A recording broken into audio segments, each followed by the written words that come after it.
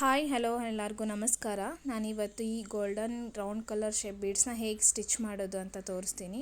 ನಾವು ಫಸ್ಟಿಗೆ ಬೀಡನ್ನ ತಗೊಂಡು ಅದರ ಮಧ್ಯದಲ್ಲಿ ದಾರನ ತಗೊಂಡು ಅಲ್ಲಿ ಮೇಲೆ ಒಂದು ನಾವು ಚೈನ್ ಸ್ಟಿಚ್ನ ಹಾಕ್ಕೊಂಡು ಬೀಡನ್ನ ಲಾಕ್ ಮಾಡಬೇಕಾಗುತ್ತೆ. ನೆಕ್ಸ್ಟ್ ಸೇಮ್ ಒಳಗಡೆ ಒಂದು ಸ್ಮಾಲ್ ಚೈನ್ ಸ್ಟಿಚ್ನ ಹಾಕ್ಕೊಂಡು ನೆಕ್ಸ್ಟ್ ಬೀಡ್ ತಗೋಬೇಕಾದ್ರೆ ದಾರಾನ ತಗೊಂಡು ನೆಕ್ಸ್ಟ್ ಬೀಡನ್ನ ಲಾಕ್ ಮಾಡಿ ಅದರ ಒಳಗಡೆ ಒಂದು ಸ್ಮಾಲ್ ಸ್ಟಿಚ್ನ ಹಾಕ್ಕೋಬೇಕು. ಸೇಮ್ ಅದೇ ರೀತಿ ನೋಡಿ ಮೇಲೆ ತಗೊಂಡಿದ್ದೀನಿ.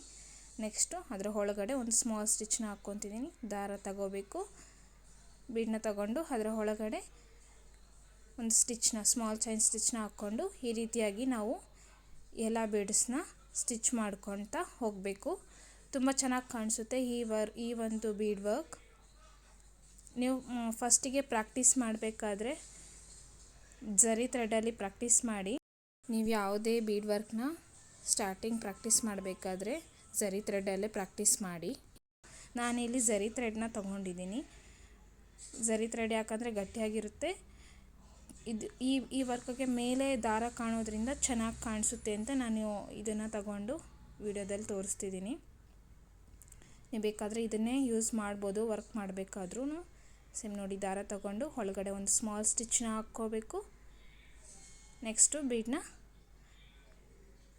ತಗೊಂಡು ಅದರ ಒಳಗಡೆ ಸ್ಮಾಲ್ ಸ್ಟಿಚ್ನ ಹಾಕ್ಕೋಬೇಕು. ಈ ರೀತಿಯಾಗಿ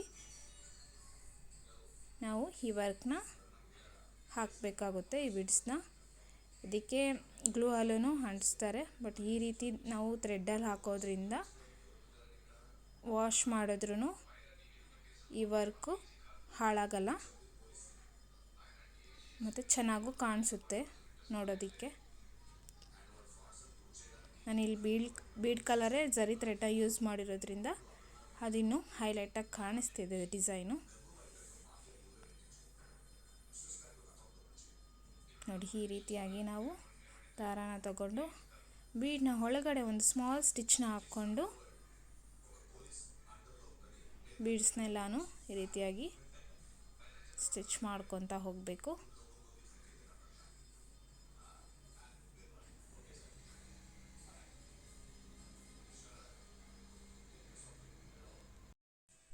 ಈ ಒಂದು ಬೀಡ್ಸ್ಗೆ ಚಕ್ರಿ ಬೀಡ್ಸ್ ಅಂತಲೂ ಕರೀತಾರೆ. ನೋಡಿ ಈ ರೀತಿಯಾಗಿ ಕಾಣಿಸುತ್ತೆ, ತುಂಬ ಚೆನ್ನಾಗಿ ಕಾಣಿಸುತ್ತೆ ಈ ಒಂದು ಬೀಡ್ ವರ್ಕ್. ನೋಡಿ ಈ ವಿಡಿಯೋ ನಿಮಗೆ ಇಷ್ಟ ಆಗಿದ್ದರೆ ಒಂದು ಲೈಕ್ ಮಾಡಿ, ಸಬ್ಸ್ಕ್ರೈಬ್ ಮಾಡ್ಕೊಳ್ಳಿ ನನ್ನ ಚಾನಲ್ನ. Thank you.